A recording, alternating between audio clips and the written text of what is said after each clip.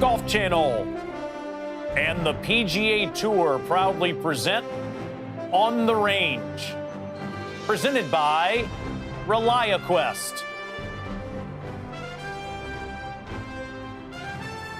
Live from TPC Scottsdale and the WM Phoenix Open. This is the loudest hole in golf, the par 3 16th. At the stadium course there at TPC Scottsdale, the greatest show on grass. Over 500,000 people are on site this week.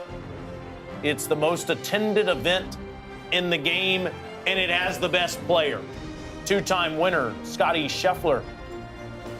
He's won 20 times now on the PGA Tour. His first win came here 4 years ago.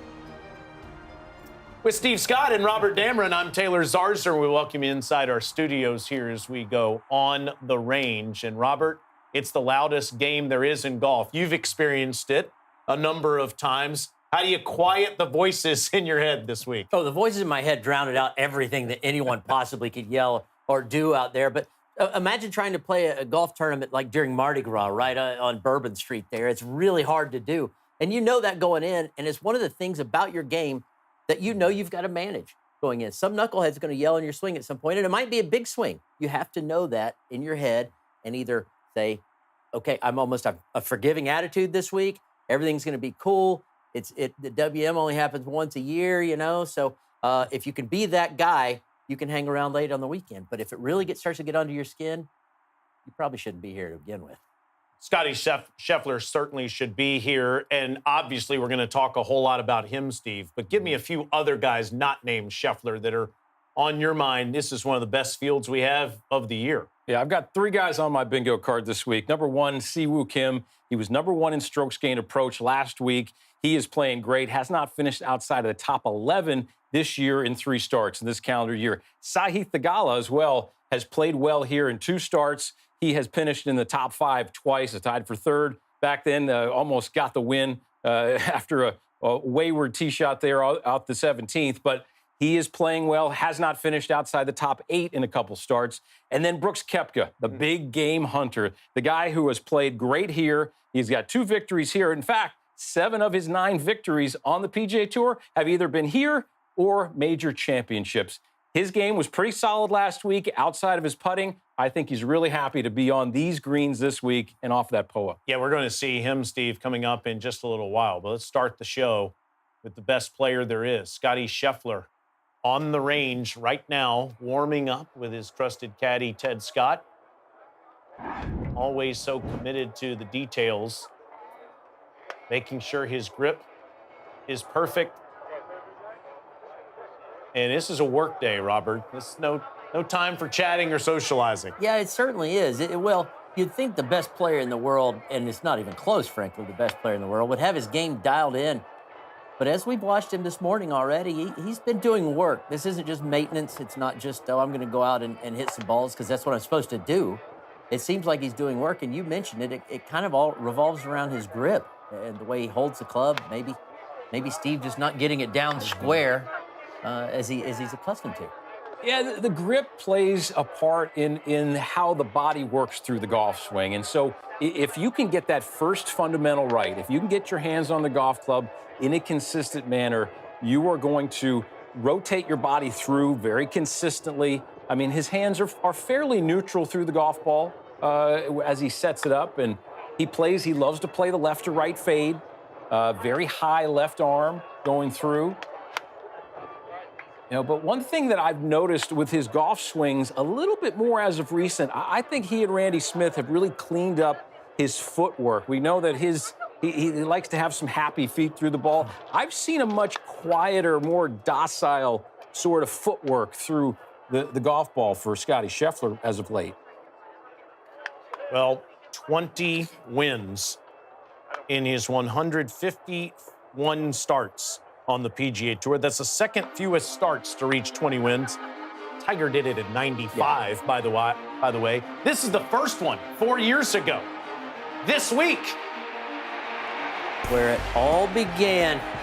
And you remember, that's about the same time that Teddy Scott moved in and helped his man out, and they have been on some kind of run since then. Patrick Cantlay beat him in a playoff in 2022 and then goes back-to-back and does it again in 2023.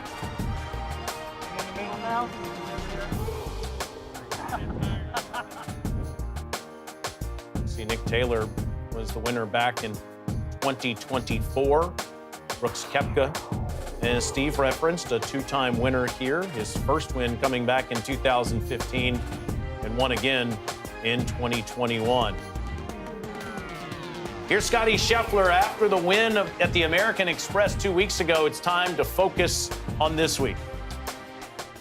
I've always been a guy that does my best when I'm staying present and focusing on the things that I can focus on at the time. And so I've been preparing hard to get the season started, and I got off to a nice start there at the American Express. And, you know, we had kind of a hectic week at home last week with a lot of ice and snow, but you got a little bit of work in, and, you know, now we're here ready to compete again this week and the next couple out here on tour. And so it's exciting to start the season, but I've always been at my best when I'm trying to stay present and focusing, you know, just getting a little bit better each day.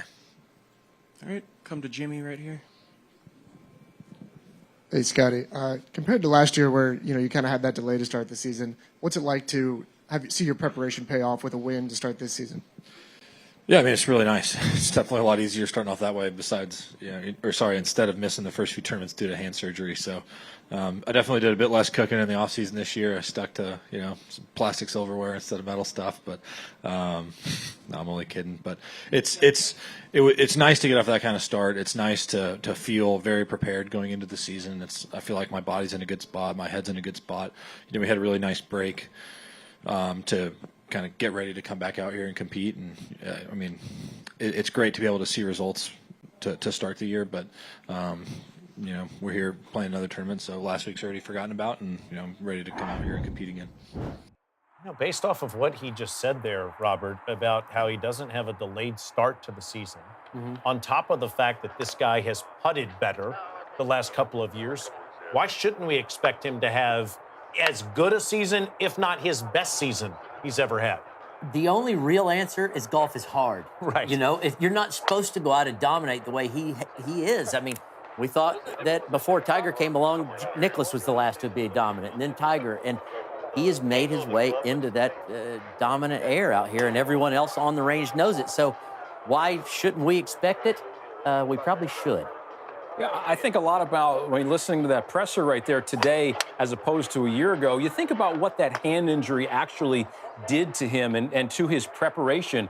You know, when you have that hand injury, he couldn't do any work. He works with Dr. Troy Van Biesen on his physical game and his physical ability in the gym, and he couldn't do any upper body work. He had to do only lower body work. So he actually lost a little bit of speed through the golf ball early in the season. Took him a little time to kind of build that speed up. But you know, obviously he rebounded very nicely. But you think about where he is now, he is in full flight.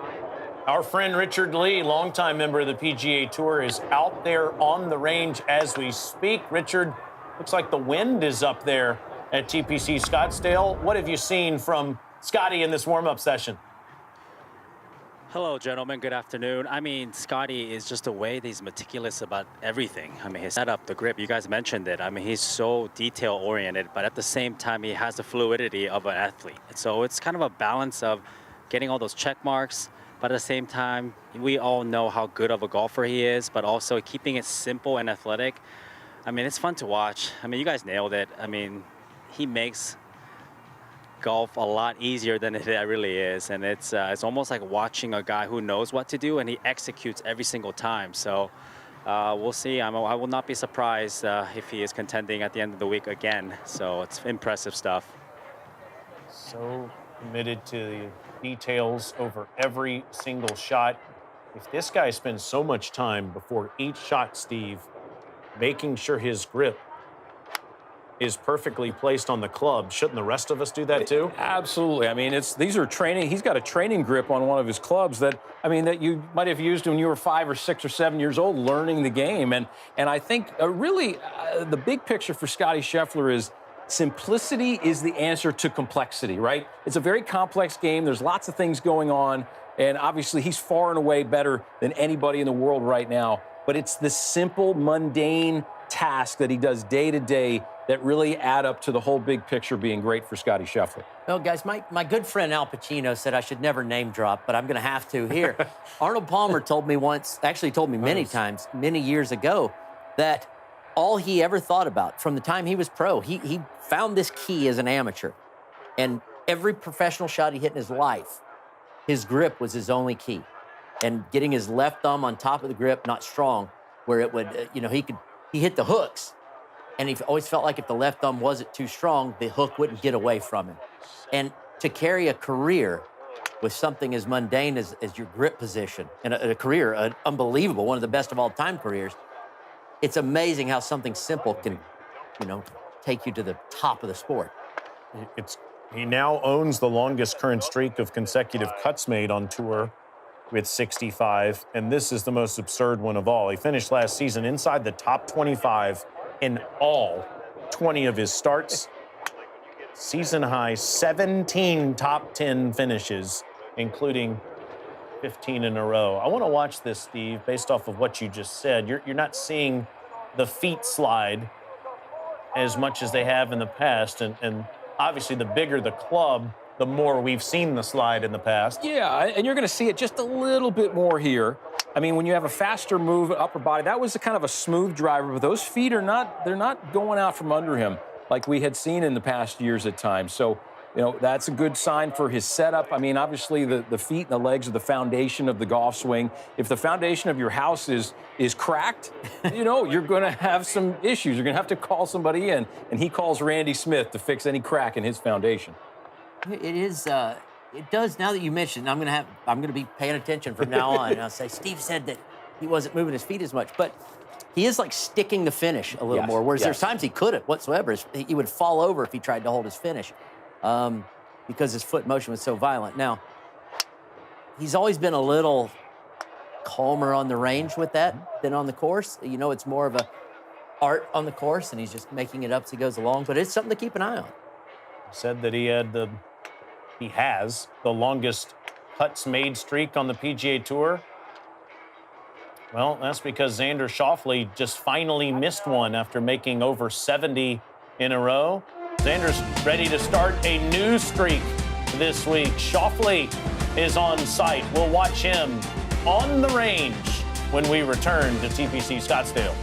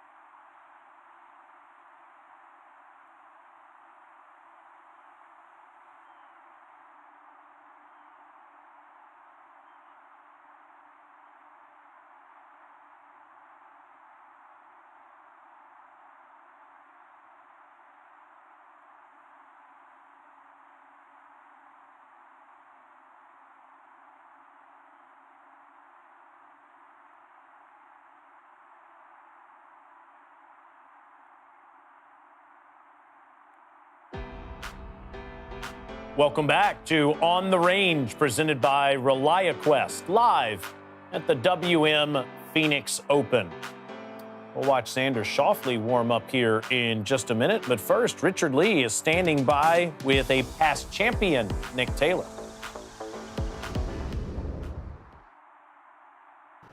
Here with Nick Taylor. Nick, obviously you've had a lot of success here. What kind of memories can you draw upon, and how excited are you about this week? Yeah, it's a lot of great memories, especially the last handful of years. I've played well here when it's been kind of firm and dry. The year that I had won, it was wet all week and it was kind of a shootout. So that gives me confidence knowing kind of any condition I can play pretty well in. And it's just fun. The atmosphere is great, especially around 16, 17, 18. There's a lot of adrenaline that's going on. It's a lot of fun. So it's just a really fun week. Nick, as you get ready for a tournament like this, can you tell us, the audience, a little bit about what goes into your prep? How do you get ready? What are you working on as you lead up to tomorrow's first round? Yeah, a lot of on-course prep is just kind of seeing what maybe the green conditions are playing like, how firm they are. They're pretty standard for here. There's some bounce in the greens, expecting that to get a bit firmer as the week goes on. I've played here so much that the lines off the tees haven't changed. Clubs off tees hasn't changed. So that's a nice part of playing here a lot.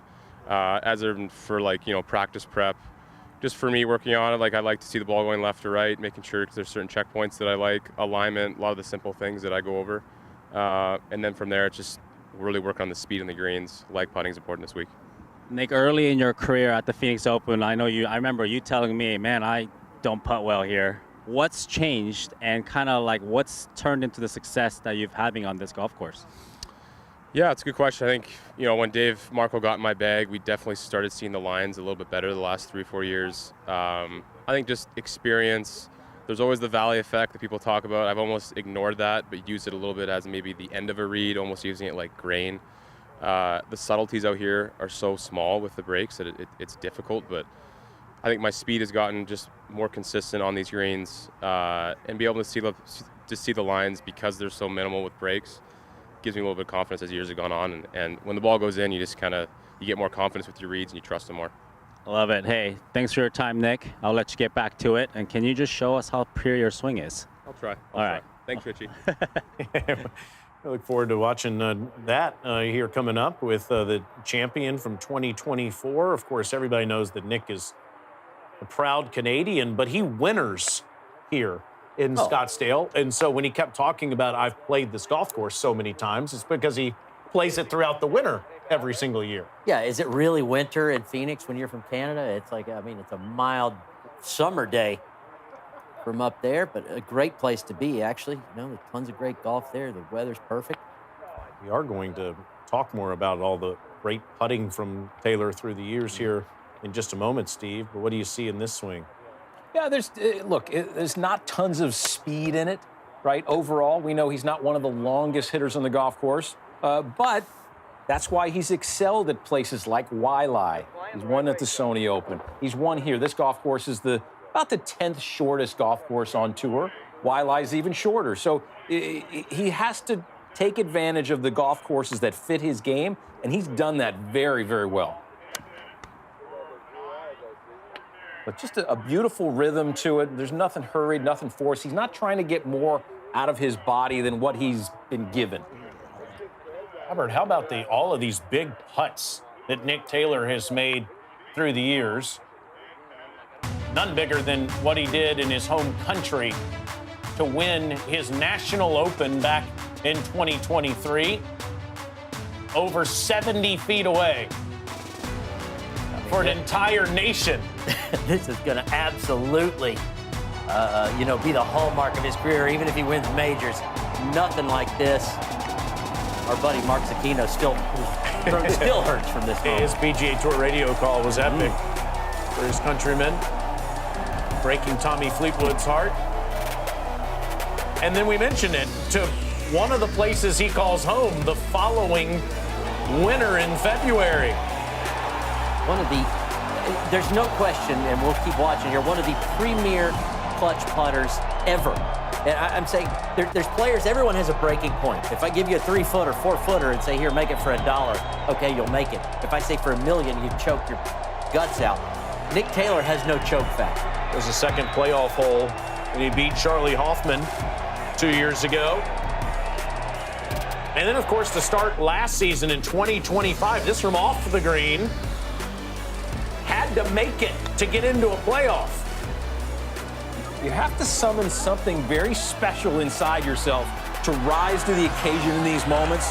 And man, does he find that in his gut, in his mind. He has the determination to just get the job done. And he had to make this one too, Steve. Yeah, I mean, it's just, I mean, they're dead center too. I mean, he knows he's going to make it, and now everybody else knows he's going to make it too. All these are in playoffs, Robert. Nico Echeverria was the one that had to feel this one. Oh, yeah, absolutely. And that's what clutch is. You make it when you need to. I can make putts on Tuesdays. But Sunday, when the tournament's on the line, like I said, players have the choke factor. He has none. He's got ice cold water in his veins. And when it comes time to make a putt, if I had to pick somebody, there's your man right there. When is the next one going to occur? To be a clutch player, you got to put yourself in that clutch position. He hasn't in a while. But, you know, again, it's not like, oh, I have some putting key or I'm putting well, and that's why I made the putt. His DNA is different when it's standing over a putt that means everything. And there's a calmness to some guys, like a Navy SEAL. Everyone else will just full-on panic, and they're cool, calm, and collected and get the job done. Nick will be off of the first tee tomorrow morning at 8:04 local time. Sepp Straka and Ryan Fox. Just after that, over on the 10th tee, Scottie Scheffler will play with Chris Goddard and Jordan Spieth. Fun groups to follow on Thursday morning. Well, we talked about Xander Schauffele trying to play the weekend again. He's always been his toughest critic, Robert, but this is truly one of the best in the world. He just needs to knock some rust off here early in the season. Knock some rust off, have a nice, long, healthy season. You know, it's a player that we know, I don't want to say we know his ceiling. He might even get better, but we know how good he can be. He knows how good he can be, and he wants to get back there. I think in the strangest of ways, missing the cut last week and getting that very long cut streak broken is a good thing. I can put it behind me. Mentally, I don't have to think about it anymore.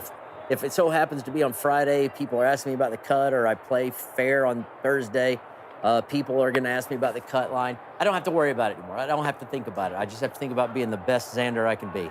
Yeah, it had to hurt, though, a little bit, being a hometown guy. Well, and you know, sometimes home games in golf are not that easy. Maybe we even saw it in the NFL, right? Home games, not always easy. You can be the away team and win. But yeah, I think for him to get out here, and having that victory, though, in the fall at the Bay Current Classic, I mean, he went from July of 2024 all the way towards the end of last year, you know, between victories. And there was a long drought for him. We expect him to be in the mix and winning a couple times more, but he's done a lot of good work with Chris Como on his golf swing, really strengthened his club face at the top, which has gained him some ball speed and club head speed over the last few years. I mean, just about 3 years ago, he was 119 miles an hour club head speed. And just a couple years ago, he was 123 miles an hour club head speed. So that's a lot of speed to add. When you strengthen your grip a little bit, you strengthen the club face, you use your body and your big muscles a little bit more through the golf ball, and there's less hand flip through it. The club is delivered very squarely and solidly to the back of that golf ball. You know, back in the day, adding speed, if you wanted, your intention was to add speed, it was a dangerous thing, and a lot of people lost their game completely trying to gain a little distance. But I think now with the people that know body movement and how to do it, I mean, Chris Cuomo would be the absolute the best as far as knowing just the mechanics of how your body, how a human body works, and how to add speed to that. It's not as dangerous as it used to be anymore. You can gain speed and stay great. Schauffele, one of the top 5 players in the game, is off at 12:44 local time tomorrow, playing with Cam Young and Brooks Koepka, who you will see coming up in just a little bit. We'll talk to Jake Knapp on the other side as he gets ready for the WM Phoenix Open on the range, presented by ReliaQuest.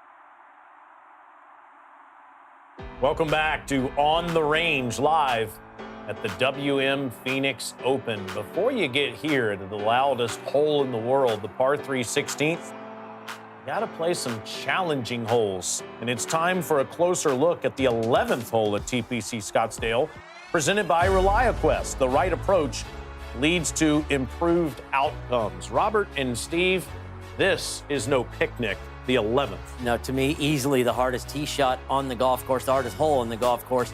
You can see why, obviously, water on the left, and it skirts the fairway, and the fairway runs away over on the left side. Easy to get the water, but because water's on the left and your brain knows it, you bail right all the time. They've got scrub, they've got little trees. The angle back into the green, Steve, is even tougher than being left near the water. But once you find that fairway, it doesn't mean that the scoring is any easier right there. You're going to find 3 hole locations on that left side throughout this week, 1 over there on the right. And this is a green that's been the hardest to hit. Only 54% of the field hit this green in regulation last year. It's very elusive, but you've got to find the short stuff first. You said it unequivocally. It's the hardest hole in the golf course. In 5 of the last 6 years, that has been the case. Statistically, that would back it up. So hard, as you guys have said, to find the fairway and find the green. There are birdies that are coming up, 15, 16, 17, 18. You got chances there. But this one, you want to walk away with a par. Here is the postman, JT Poston, talking about the 11th.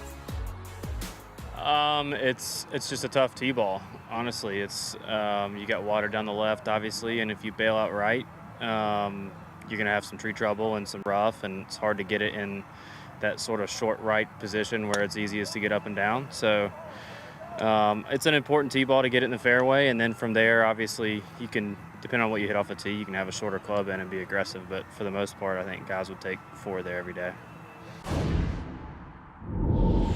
They would. Birdie, you're taking so many shots from the field. Just get out of there with a par. Well, here's one of the most powerful players in the game. Jake Knapp is on the range. Effortless power. This guy, he's one of those swings that's perplexing to me. Like if I went to the range and tried to copy his rhythm, you know, my 8-iron would fly about 100 yards tops. It's like a chipping rhythm. Yet the club just explodes off the face, Steve. I think, to me, it's like cracking a whip. If you're really good at timing the end of that whip at the exact right place, you don't have to do it that hard to do a lot of damage. And he kind of launches the ball low when he hits his driver. It's a low, kind of like a Cameron Champ sort of philosophy. I mean, he's got 186, 187 miles an hour of ball speed out there. And so he doesn't have to play this course in 5th gear. He can play this course in 2nd or 3rd gear and still be under control. But I think about the acumen that's really required to play this golf course well and to have a great finish. Obviously playing well coming into this, 2 top 11 finishes so far this season. But he shot 59 last year at the Cognizant Classic at PGA National. One of the hardest golf courses, got lots of trouble on it, like this golf course has. He has the propensity to go very low, and that's the makeup of the winners here. The players who can really just keep the pedal down, and they're not afraid to shoot anything around 60 or under. 59 at PGA National is impossible. Silly. It's ridiculous. It's impossible. Yeah, I know it was easy that week. So That what? day. So what? Right. Still, that's an incredible performance. You said it, Steve. Such a good start to the season. He's 14th in the FedEx Cup standings. He is 76th in the world. Of course, get into the top 50 by the end of March. You get to make a little trip to Augusta, Georgia, and playing the season's first major at the Masters. Something that all the players outside the top 50 have on their minds here in the next 2 months. That is one of those things that always sits in your mind. Especially like if you're close, like you said, I'm ranked, 53rd or 55th. I really want to get inside there. It's a great incentive to not that they're not trying to get off to a good start anyway, but a great incentive to really bear down early. Yeah, I think one thing that's really great about Jake Knapp, I mean, if you want to be a consistent golfer, if you're a junior golfer watching our show right now, think about staying with the same coach for a long time. We've seen it with Scottie Scheffler. We see it with Jake Knapp. He's worked with John Ortega out in Costa Mesa Country Club in California. He's worked with Jake Knapp since he was almost 8 years old. And he's really kind of had this syrupy type swing. You watch golf swings of his back when he was a junior or in college, and it has not changed the flow of this swing. But kudos for John Ortega, the coach, to really, keep that smoothness and really not change Jake's DNA as far as a golfer. Looks pretty simple. It looks to me like he's one of those guys, if you were a teacher and he came to you and says, hey, can I get a little help? You go, you can only ruin me because I can only make this worse. So, yeah, my reputation's down the tubes if I work with you. Just such a natural looking action. Goes off at 7:53 early tomorrow morning with Chris Kirk and with Webb Simpson. You know this. When the sun is behind behind the mountains there, the temperature will be in the 50s in the morning. By the time he finishes, it'll be in the 80s. It changed in a hurry. It is the coldest you'll ever be in your life, warming up, and it's still dark there. And, yeah, you're just praying to get those first couple holes over and get the sun up just a little bit. It warms up quick. And then you're putting the SPF 50 on by the time you're making the turn. Coming up, we'll see some of Ben Griffin, Jordan Spieth, Brooks Koepka, all warming up as they get ready to take on TPC Scottsdale tomorrow.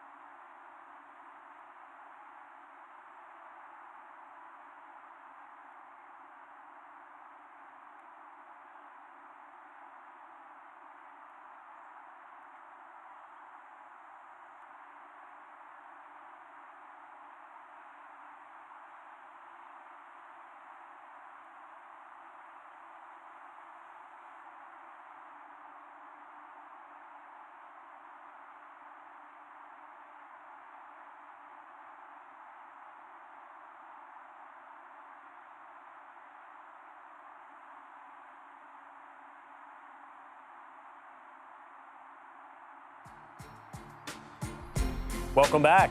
It's On the Range, presented by ReliaQuest, live at the WM Phoenix Open. Well, we just watched Jake Knapp warm up. Let's hear from him. He's standing by with Richard. Thanks, Jake. Thanks for the time, first of all, doing this. Gives the audience a good context of what you're working on. So, Wednesday, your first round's tomorrow. What are you working on, and what have you been kind of focusing on as you're leading up to tomorrow? I mean, this week I think mainly focused on kind of like mid to short irons. It's not a lot of like driver and wedges out here. You're hitting a lot more just like kind of 8 to 6 iron-ish sort of shots. So, yeah, focused on those clubs, and then just controlling right and left to targets and things like that. So trying to keep it pretty simple. For sure. I mean, you're one of the longest guys out on this tour, and I see you got your TrackMan out hitting a lot of wedges, a lot of pure ones, by the way. Are you dialing in your yardages? Like, what are you looking for in those numbers? Yeah, mainly just carry number. Going through, like, I have some set numbers that I work on always. So just kind of like getting my baseline to start the day, and then still working on some swing stuff. So just kind of getting comfortable with some of that right now. Are you a type of player that does some sort of like a clock system, or are you strictly by feel with those yardages? What do you do? Yeah, I use like a version of a clock system. Like the official like clock system that people are taught that never really worked with me because I play with a bent left arm, so it never really made sense.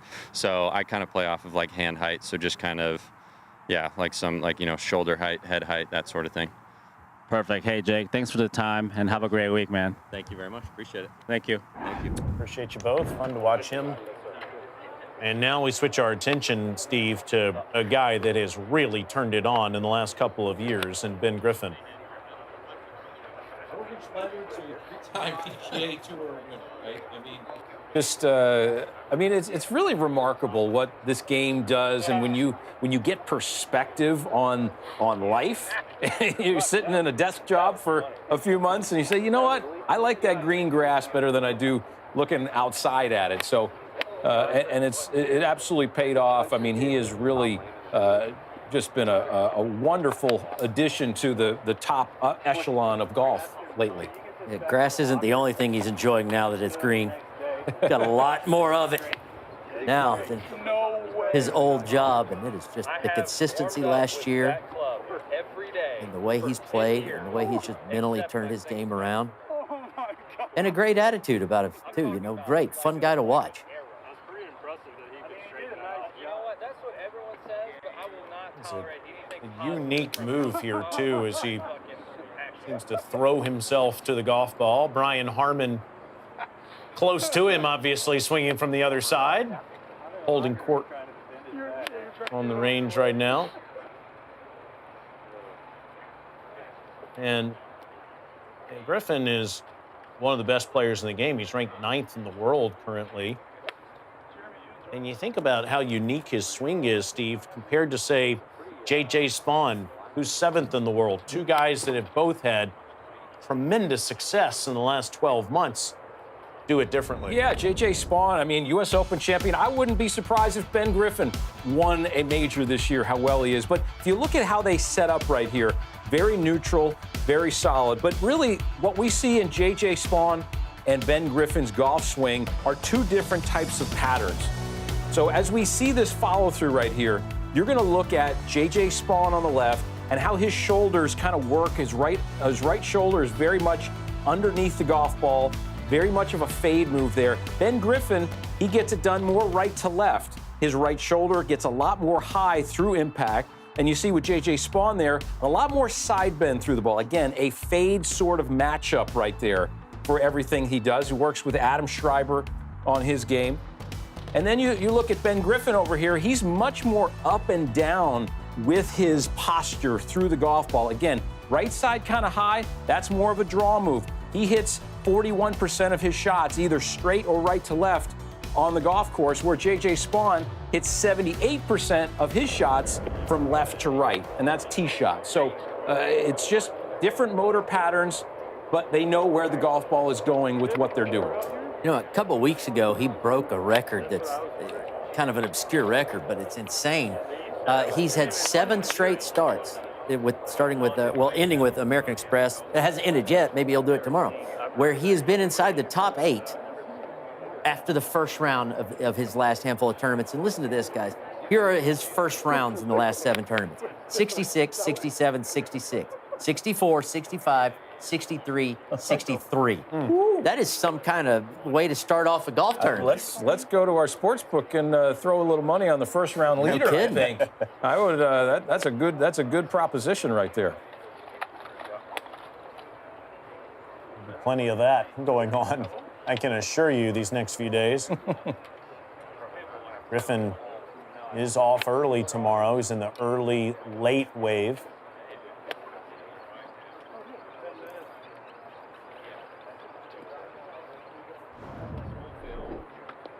He's off tomorrow at 8:04 local time. That's 10:04 Eastern with Wyndham Clark and Matt Fitzpatrick. Spaun before him with Theegala and Burns on the 10th tee, right before them. Fox, Straka, and Taylor are over on the first tee at the same time. And then right after that, you have Scottie Scheffler, Jordan Spieth, and Chris Goddard at 10:15. All of us will be here for ESPN Plus's coverage tomorrow morning. And Golf Channel, of course, has all of your coverage in the afternoon for CBS as part of the plan over the weekend. And there's Akshay Bhatia, Robert. Another guy that has a tremendous amount of power. Tremendous amount of power. It gets it done, kind of differently out there. Works his way around different shot shapes, flatter, both directions. A guy that just kind of likes to be an artist and see the shot and then just kind of try to produce that. But had a little bit of struggles lately. One of the strangest things I've ever seen, actually. We were following him on ESPN Plus at American Express. He was near the cut line, kind of watching the cut line on Saturday there. He went triple quad back-to-back. And I've never seen that in a tour player. It's just one of those fluke things. But, one of the guys, when it gets away from him, it can kind of get away from him. He missed the cut there and then missed the cut last week in San Diego. He's been Tiger Woods' replacement in TGL so far, coming off a win the other night. He led Jupiter Links to their first victory there, right? So hit some great shots. And, I feel like his game, I think some of that transfers. Look, we saw it with Justin Rose. He made an albatross in TGL. And That's true. He played fantastic. Unbelievable last week. I'm waiting for this phone to go off and Kevin Kisner to say, I led Jupiter Links to the victory on Tuesday night. He should be their press secretary, Kevin. Is. We know Akshay has a ton of game and will be at the top of leaderboards in 2026. And kudos to him. He and his longtime partner Presley, they had a little wedding back in December. So he's a newlywed, by the way. So a little marriage down at the Abaco Club in the Bahamas. Honeymoon phase they're still in. That's good times. Jordan Spieth is coming up next at the WM Phoenix Open. We'll watch him warm up. He has been electric in the Valley in the past. Does he do it again in 2026?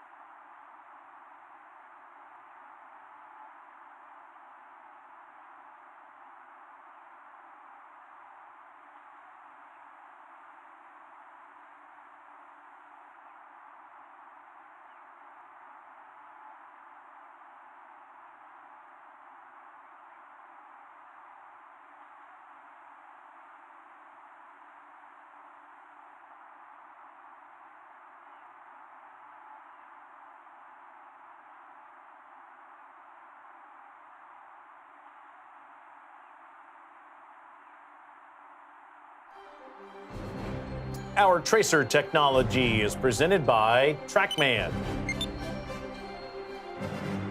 Everybody has one out there on the range, including Jordan Spieth, one of the most popular players in the game, who in 9 career starts at the WM has 6 top 10 finishes.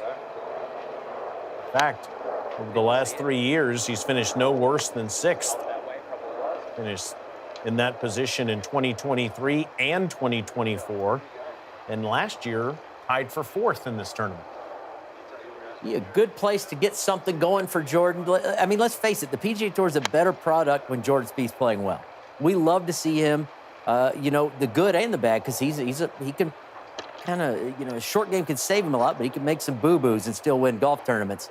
But great fun to watch, and, we need to see more of him late on the weekend. Yeah, there's only a few top 20s really in his recent past, excuse me. And, we expect Jordan to do more than he has done. But, in recent times, for sure, after that kind of meteoric rise coming right into the professional ranks. But you see there his last 3 finishes here that Taylor referenced. But, yes, there's a horses for courses mentality. I think Daniel Berger is another type of player out here that plays really well on this golf course. Jordan Spieth sees the greens really well. He knows the clubs and everything to hit.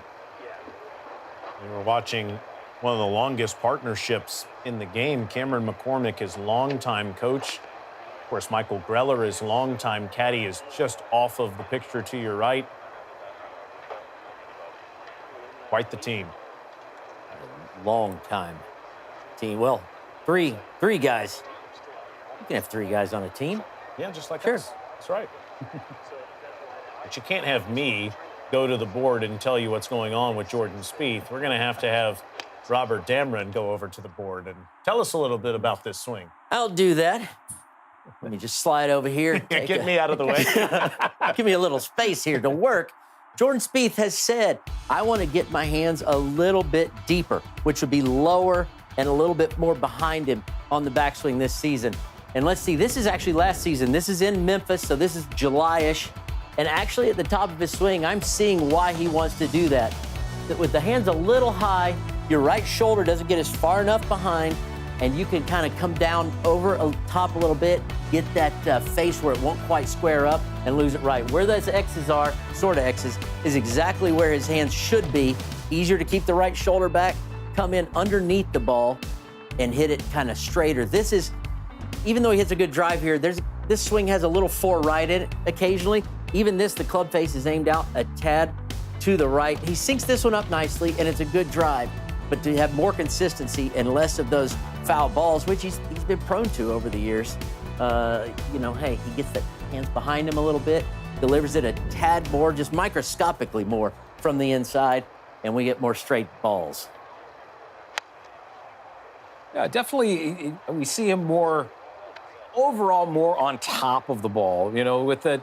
I see a lot of that right elbow and that breakdown you had, right? The right elbow through impact is a little bit higher. It's not pinned to his side so much, and that's kind of where the high rights come from.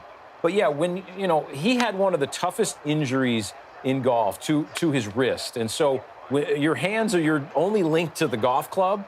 And if there's a weakness in there, it's obviously it's a great speed producer and transmitter, but it's your weakest link, and so it's got to be really strong. I think that's the point to make about Spieth right now, Steve, is the last couple of years, he hasn't had peace of mind about that wrist, especially when he's making contact with the ground, which is why he shut it down in August and decided, all right, I'll see you again in 2026. Something's got their attention there.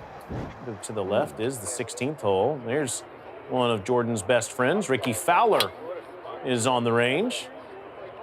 Another guy that, kind of in a similar way of what I was just talking about with Jordan, another guy that has fought the top of his swing just a little bit. Not so much the depth of it with his hands deeper, like I said with Spieth, but with the club being either laid off, which is to a right-handed golfer pointed to the left, or trying to hit it kind of down the line.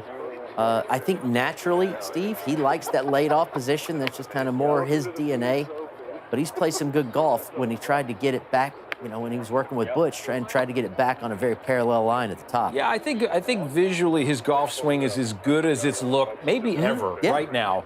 And you see that in some of the results. I mean, a couple events ago, back in the fall at the FedEx St. Jude, tied for 6th. BMW Championship, tied for 7th.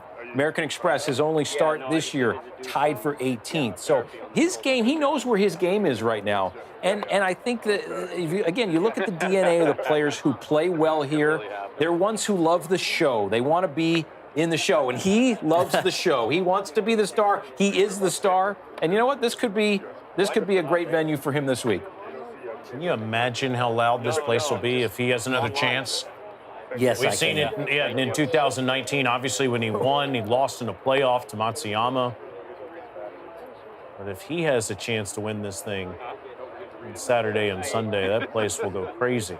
Well, it's going to go crazy anyway, but really crazy. Right. All right, did go crazy earlier today. Travis Kelce in the Pro-Am hit it to 2 feet. And the place went wild.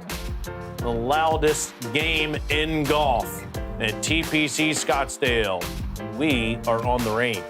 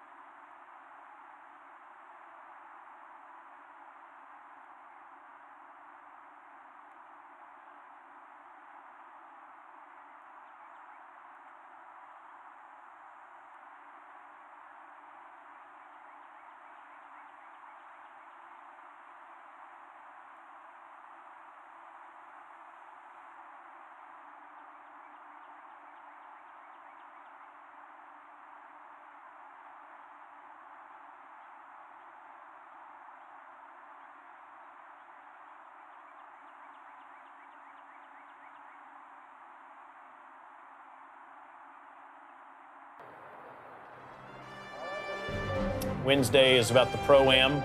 And at the WM Phoenix Open, what an inspiring story Lulu Gribbin is. Surviving a shark attack a couple of years ago and losing her left hand and also part of her right leg, but is just consumed with the game of golf. From Mountain Brook, Alabama, and she's created her own website, lulustrong.com. Her young age has made such a big impact on and off the golf course. Man, what are the odds of someone from Alabama and shark attack? That's a great swing. That's great remarkable from just the golf kinematic sequence element of it. It's pretty remarkable. Tom Kim getting ready. Kim is relentless in his pursuit for perfection. Absolutely relentless, a very hard worker. And one of the actual very few guys that kind of need to get it done at the right courses and at the right times because he lacks the power. Even guys you don't think of. We saw Jordan Spieth a little while ago, Rickie. They're very long. I mean, you can't believe how long they are till you see them in person. Tom really doesn't hit it that far, and he's got to kind of play a game of perfection to make up for that at times. Yeah, I think I look at his golf swing technically. I've always liked his golf swing. I think that the way he sets the club at the top has very little hand action, very little wrist cock at the top, which really the timing of the golf swing, I think, for him is fairly easy to attain. But that's kind of why, to your point, he doesn't quite have all the speed through the golf swing that others do that create a little bit more lag and more angle there. But I think for him, he's just trying to find his footing. When Paul Tesori caddied for him in the past, he's got a different caddy now, but Paul was kind of like a father figure out there to him. I mean, Tom Kim's only 23 years old. Isn't that incredible? And he feels like he's been out. It feels like he's been out here for 7, 8, 9 years already. Look, he's got all the talent in the world, and he's got, I think he's certainly at his floor right now. He's got a huge ceiling, and he's going to come back. He's going to find his game. That win at the Wyndham was 4 years ago. Oh, wow. You think about the President's Cup at Quail Hollow and how big of a star he was there. And then, of course, won the Shriners out in Vegas as well. Yeah. But those wins are 3 and 4 years ago. He's only 23. It's amazing. Yeah, he won Shriners. He won the same tournament in the same season twice, which is never going to happen again. And we had the little wraparound issue and the end of COVID issue, I think it was at the time. So, yeah, that was strange. But this is a guy who does something that I think is very odd. I don't want to ever say you don't want to emulate him because he's such a great golfer, but he stands very stagnant, even on the range here, for a long time. So he takes this waggle. Now watch. He stops. And it's almost like our picture froze for a moment. Okay, he moved his head, but look at his arms, his feet, his hips. Nothing is moving at all. And for the normal human being, that's a great way to build tension. Yeah. And your thoughts don't tend to get better as you stand over a ball longer. It's for most people, more athletic and quick. But, man, he gets it done right. I think that's something he's tried to really work on over time. I mean, you have to be athletic in the golf swing. Obviously, the ball, it sits there and it's looking up at you and it's saying, hit me, hit me. Mm-hmm. But you have to be very athletic in a game that kind of sees that you don't have to be athletic into the point where the ball isn't moving. Every other sport, the ball is moving. Tennis, it's coming at you. You're reacting to it. You have to be very reactive to it. And you see he's working with a new coach here with Sean Foley right here. I think Sean has got a great kind of holistic approach to the game. I mean, he's teaching him as much life lessons as he is golf swing technique right now, working with Lydia Ko in the past to kind of, I feel like it's the same sort of vibe with the Tom Kim as it was with the Lydia Ko, how he resurrected her game. I think Sean Foley's going to do a great job with Tom Kim. It's a pretty big body change, too. He's strong. He's built like the tank engine he's named after, but he used to be, when he was winning, he was a little doughy. Can I say a little, not as strong, More committed to his fitness More now? committed to his fitness now. Saying? Okay. Yes, and has made some serious changes. But along with that can come a little bit of a slow phase with your golf swing where your body's changed, your swing doesn't quite feel the same. But he'll catch up with it, I have no doubt. And I think Sean Foley's probably going to give him a little tough love as far as, making sure, make him accountable for everything he does and to keep the body and the engine ready to go. Kim is off at 12:11 local time. That's 2:11 Eastern time. And then after him, you see some other notable groupings in the afternoon. Again, these are all Eastern time. Homa, Damon, and Mitchell. Damon was in the field because of a sponsor exemption. Could have also gotten in because he finished in the top 10 last week in San Diego. Hovland, Matsuyama, and Morikawa. Followed by Koepka, Schauffele, and Cameron Young. We've seen Schauffele. We will see Koepka. But right now, let's watch Cameron Young warm up.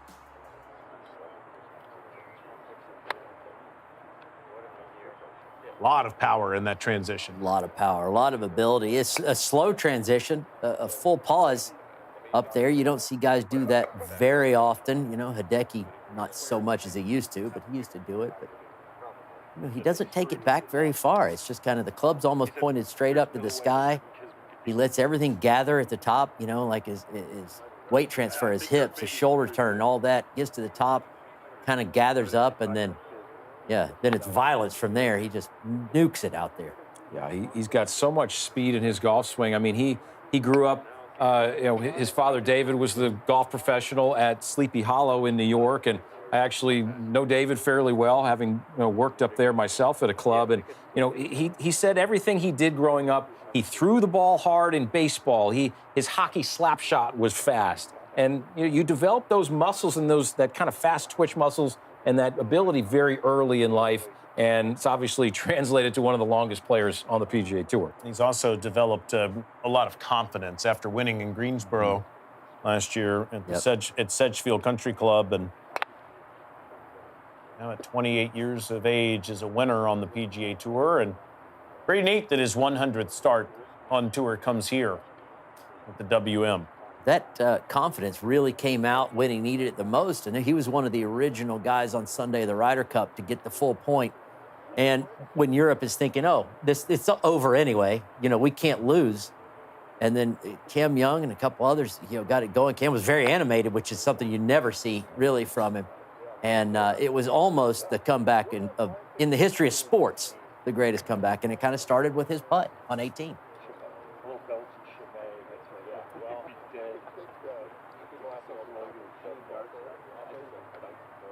He's so committed to his fitness. And like everyone else, as the contraption's out here on a Wednesday preparing for the tournament to start tomorrow. Well, just a moment ago, we watched Tom Kim warm up. He's standing by with Richard Lee. Tom, you're working very hard right now. Can you share with us a little bit of what you're working on? Yeah, obviously changing a little bit with the setup. I think that's going to help a lot for me just to give me a little bit more time, especially when you're out there under pressure. I think that will help a lot, and just been really working on fundamentals, just takeaway and setup. That's been, I think, a little off, which has not led to consistency out there. And I think just working on small things to kind of get the big picture better. Tom, when you're working on some changes, as you know, it's hard to kind of bring it into competition right away. But how do you bridge the gap between practicing it on the range and then taking it out to the golf course?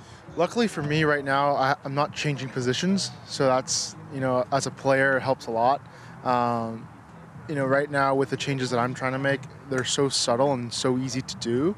I think it's also going to help my mind just when I'm out there, just to be committed to shots, because I can promise you all I'm thinking about is just setting up to the ball a little taller, having a little bit more room, and the takeaway is going to take a little bit more time. I feel like you're right. That is a little bit difficult to kind of think about out there, and I'm going to try to really over-exaggerate on the range. So when I go out there, it's not as it's a little closer to where I want it to be, instead of just hitting it the same and going out there and trying to hit the same.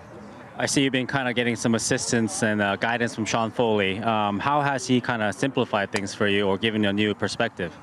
Yeah, I think he when I was talking to him, we compared a lot to when I was hitting it really good and when I wasn't, when I'm not hitting it really good. And I think there's certain things that I missed that I wish, I would have caught on a little earlier. But I think, as Sean has helped me over the last few days, a lot of it's come from just, him telling me about how small it is, because his DNA is still there, but the little bit of pressure at setup and how I'm creating momentum with the club has changed a bit. And he thinks that luckily we're not changing positions. We're doing really small things to help the big picture. And I've had a lot of clarity the last few days. I think it's helped a lot, and it's taken a lot of the burden off me when I play golf.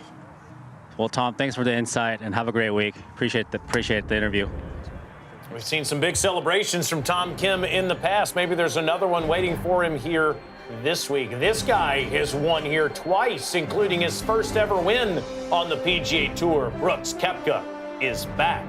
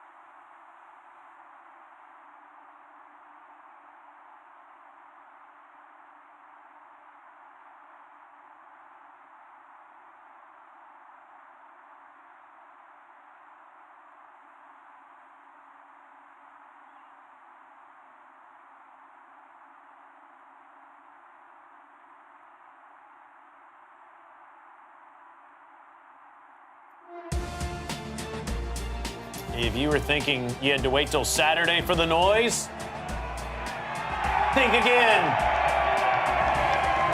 Pro-Am going on right now at the WM Phoenix Open. Look at all the people on the green there at the par 3 16th. We mentioned it got loud for Travis Kelce there a little while ago when he hit it to 2 feet. Well, the weather is perfect this week, Robert, for low scores once again. Yeah, the weather this is what you expect when you come to WM Phoenix Open. Occasionally you get, some really tough weather, but not that often. And I expect with the perfect greens, and they're not going to be super firm. We heard earlier from Nick Taylor that we're going to see just a load of birdies this week. This guy knows what it takes to win here. He's done it twice, and he's back for the first time in 4 years at TPC Scottsdale. Brooks Koepka returning to the PGA Tour last week by making the cut out in San Diego at the Farmers Insurance Open. Of course, rejoining the PGA Tour through the returning member program.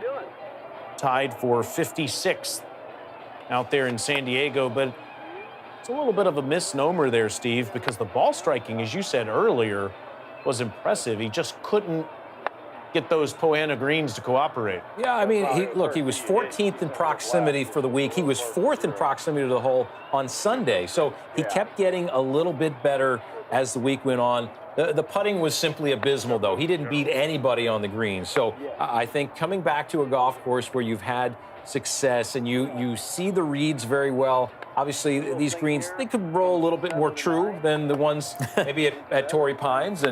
And so, you get that combination of that, striking the ball well. You have good vibes around the property. This is as much of an attitude week as it is a physical ball striking sort of week and putting week. You have to have the right attitude. And look, we know Brooks Koepka, he loves the show. Like I said in the outset, he's a big game hunter. He loves the moment. He loves the stage that is the WM Phoenix Open. And, given the fact that he hardly has won regular PGA Tour events outside of majors, this is a place where it really gets the juices flowing. Absolutely, it does. And getting the 4 rounds in last week, okay, there was going to be, even for, a big dog like Brooks Koepka, there were going to be nerves. And there was going to be a certain, I don't know how the gallery's going to be. I don't know how I'm going to feel under the scrutiny, coming back. And to get those 4 rounds out of the way, to hit it as well as he did, it's easy, trust me on this, if you're not from California, to just write off bad putting rounds on Poe in your mind. You just, okay, it's no big deal, it's Poe. I can't putt that stuff anyway. So, nothing to panic or have to change equipment or have to go work on my stroke. None of that is important. He is coming to a place that, as you mentioned, he loves.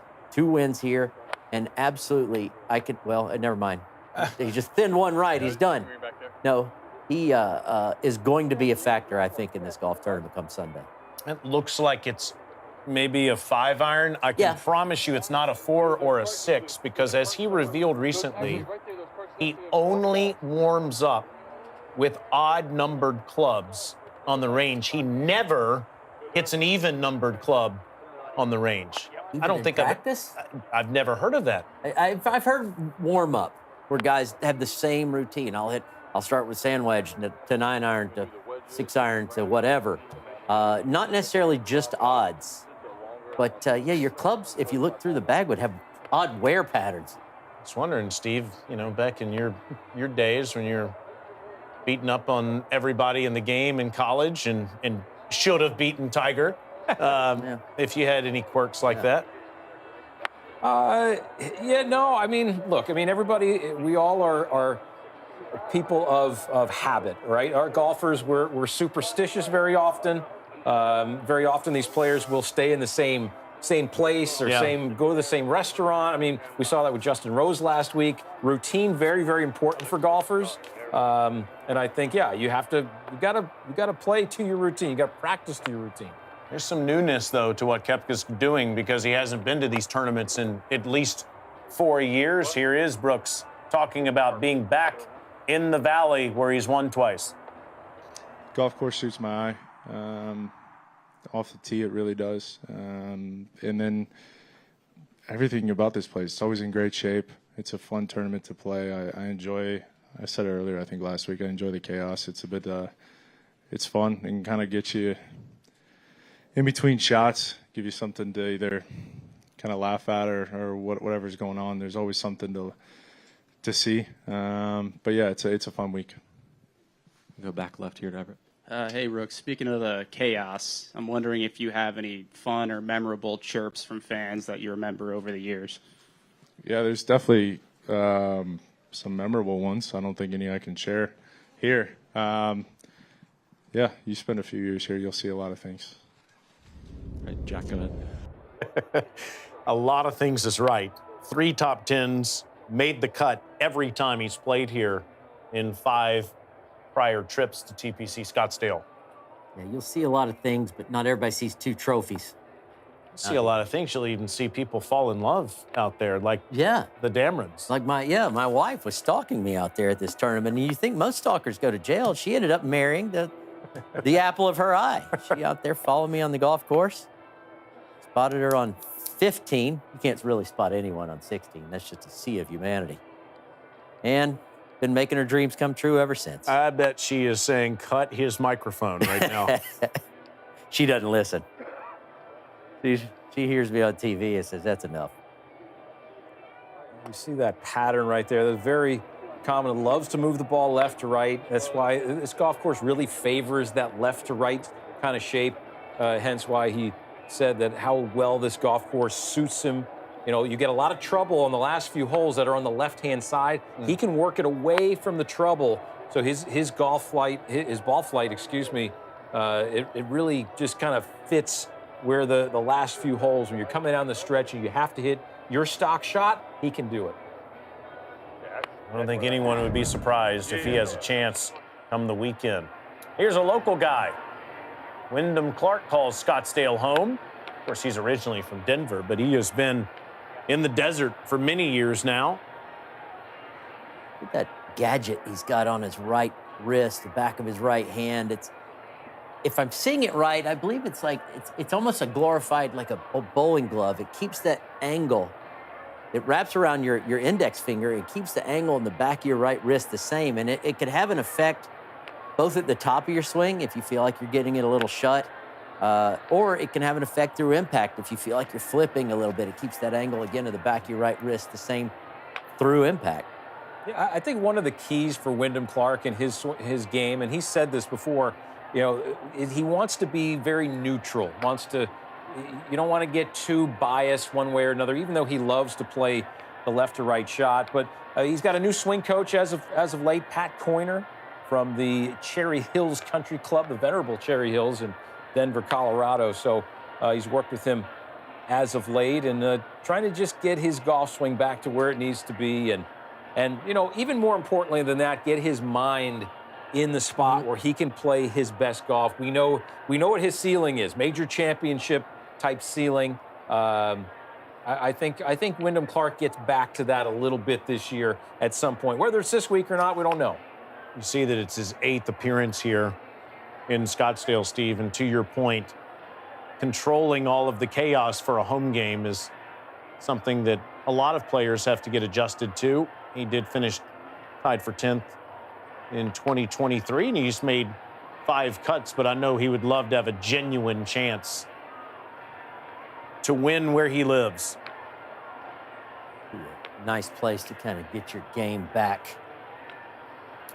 Let's take a look at an up-and-coming star on the PGA Tour, Michael Brennan. What a year he had last year, culminating with that win out in Utah, and now a fully exempt member of the PGA Tour. Just dream of all dreams is for a young golfer to come out and win one of the very first PGA Tour events. I mean, you know it's going to be tough. You know those guys don't give trophies away out here. You've got to go out and earn it.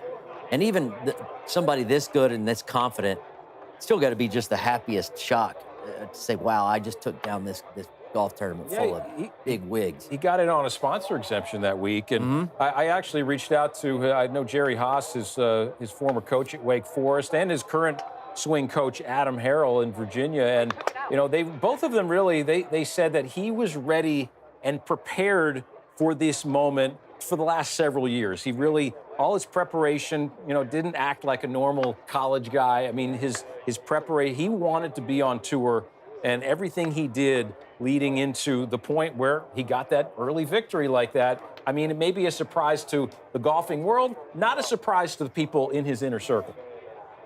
They don't give out spots at Wake Forest very easily either. He was going to study engineering. I love this, but that's too intense to be a golfer and do engineering. So he just studied economics instead, got a degree in economics.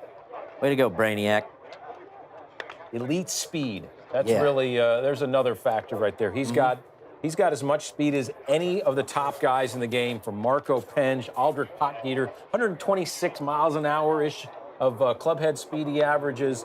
That is going to be really, really good. Yeah, that's elite.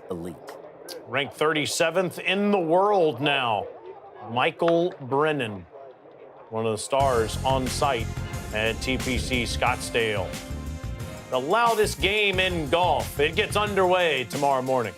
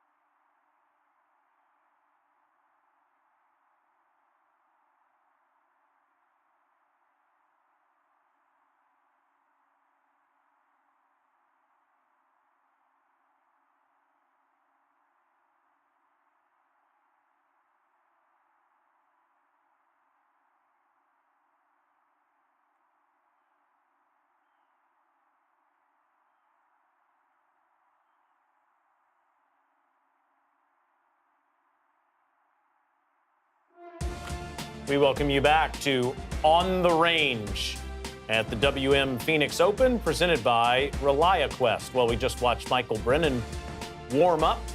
He's now standing by with Richard Lee. Michael, Phoenix Open, what's your expectation tomorrow? I'm excited for the energy. It's my first one, so we'll see, But it's been crazy even on Monday, Tuesday, Wednesday, having crowds out here on the practice rounds, I think has been pretty fun, a little bit more to navigate, but it's been very exciting. I'm really, really excited for the week.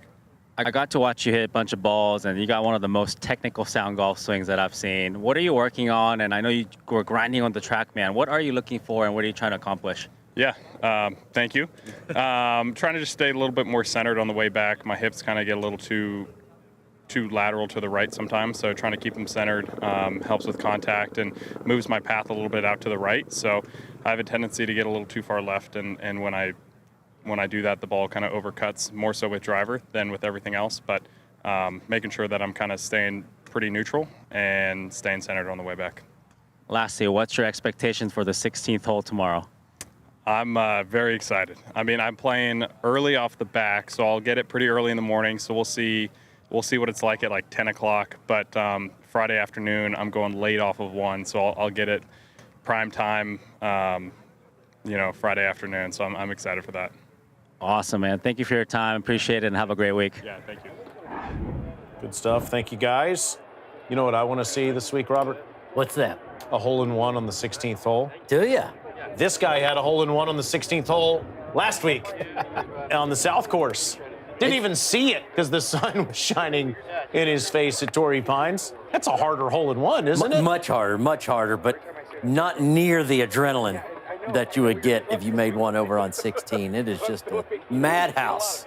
Yeah, he will see it this week if it goes in. Yes, he'll know. Yeah, he'll be doused with all sorts of things, especially if it happens on Saturday. One of the more beloved people in the game of golf, Tony Finau. Coming off a solid performance last week at the Farmers Insurance Open, and he's off with Michael Brennan and Carl Phillips tomorrow morning. 3 big hitters right there. That's going to be fun to watch if you're in attendance. But yeah, you really, we want Tony Finau. We want more out of Tony Finau, really. And really, the more comes not from here. It comes from the putting green. His putting has been has really held him back. His ball striking, very good. I mean, last week, for example, he tied for 11th, but he was 47th in the field out of 74 in strokes gained putting. And as far as strokes gained approach to the green, he was in the top 10. He was 9th. So that's kind of typical Tony Finau right there. And it's just, man, you just can never outplay your putter. And he's been constantly tinkering with his grip and which arm goes below the other. There's a lot of changes being made there. Yeah, which arm goes below the other is something you shouldn't have to fight usually. But, when you're not making putts, you'll do kind of whatever. But this guy's golf swing, that hasn't changed. He's got it's very unique, very athletic. He's got like unlimited speed. I think he just holds back on purpose. If you wanted to go all out, he might be the hardest swinger out on tour if you really hit some kind of a long drive contest. Hands low, but way forward, kind of picks it up, cuts across it a bit, and not cuts across it, but holds it off like that so it doesn't, get away from the left. Really pretty simple when you look at it. You got that huge wingspan. We talked about it a little bit earlier off camera. I mean, him like a Michael Phelps sort of wingspan. His arms are big and long. I mean, he's got NBA DNA in his family. Jabari Parker being in his family, and it's pretty remarkable how where he came from, though. I mean, came from such meager means. You saw the commercial with his new sponsor there, the Jordan brand, and they hitting golf balls into the garage when he was young and making dents in the garage door. Where he came from, pretty remarkable to get to this point. How old are your kids? It is casual Wednesday, by the way, on the range. Here it's even more casual, yes. Just terrific weather. Temperatures will be in the mid-80s each of the next 4 days. Where in Africa? A little chilly in the morning, as it always is, before the sun comes over the mountains. I donated a safari to the charity. You could not ask for better conditions, especially when most of us have been frozen throughout North America in the last couple of weeks. Yeah, if you like scoring, this is going to be a good week. I mean, we didn't expect Torrey Pines South to give up so many birdies to Justin Rose last week, but this was meant to give up birdies, and you're going to see a lot of them with perfect weather. Donating as a raffle item for an auction, yeah. Oh, that's cool, man. And just one final thought on the WM Phoenix Open Pro-Am right now. Travis Kelce is tied for the lead right now. There are players that are still out there on the course, but Kelce almost made a hole-in-one at 16 today. What do you expect from Scottie Scheffler, Robert, as he's back this week? Great things, of course. I mean, it'd be silly not to say that. He did look like he was working with purpose on a couple things on the range, like, oh, my swing's not dead perfect where I want. That gives the rest of the field, I think, hope that maybe he won't run away and hide this week. Maybe he's going to share one of the trophies with somebody else in the field. And, Steve, controlling your emotions with all that noise around you is key this week. Oh, it is. I mean, if you have rabbit ears out there, forget it. You're going to be going home. You're trunk slamming on Friday. But you've got to just kind of quiet the noise in your brain and go out there. You got to make tons of birdies. 20 under par has been the average winning score in the last 5 years. So you got to get it done there on the greens. We have you covered, too. ESPN Plus, Golf Channel, CBS, all the television options for you, and, of course, PGA Tour radio as well. The WM Phoenix Open in the Valley of the Sun, the greatest show on grass with the loudest hole in the game, the par 3 16th. Hope we get to see a hole-in-one there and some loud noises in the next 4 days. Great to be with Steve Scott and Robert Dameron and Richard Lee. I'm Taylor Zarzer. We appreciate you watching On the Range, presented by ReliaQuest from TPC Scottsdale, featuring Scottie Scheffler, Brooks Koepka, and the best players in the game of golf. Coming up next, it's Golf Central, presented by Callaway. So long from the WM Phoenix Open on the Range. It starts tomorrow morning. Join us.